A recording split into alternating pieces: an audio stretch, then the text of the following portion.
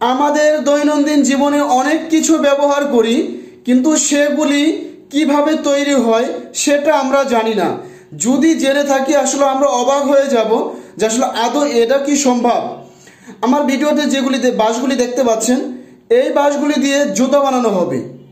আপনারা শুনে অবাক হচ্ছেন, এটাই বাস্তব। এই বাঁশটি দিয়ে, এরকম বাঁশ দিয়ে জুতা বানানো হচ্ছে এবং সেই জুতাগুলি খুব মজবুত হয়, খুব ভালো হয় এবং সেই জুতাগুলি পরেও খুব আরাম পাওয়া যায়।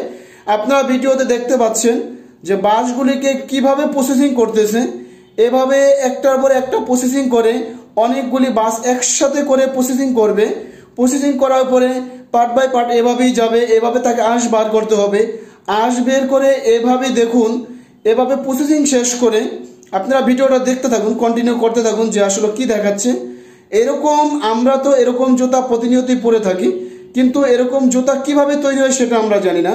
আমরা বাজারে যে লোকাল জুতাগুলি পাই, সেই জুতাগুলির থেকে এই জুতাগুলি খুবই মজবুত হয় এই বাঁশ দিয়ে জুতা বানালে, এবং মজবুত তো হয়। এটা পরলে আপনার পায়ের যে অশান্তি জ্বালা পোড়া করে, আমরা কিন্তু বাজারে অন্য অন্য জুতা পরলে পায়ের তলায় কিন্তু জ্বলে, কিন্তু এটা যেহেতু ন্যাচারাল, এটা আপনি পায়ে দিলে পায়ে কোনো রকম গরম লাগবে না, কোনো রকম কোনো জ্বলাপোড়া করবে না। এটা ব্যবহারের জন্য খুব ভালো একটি জুতা।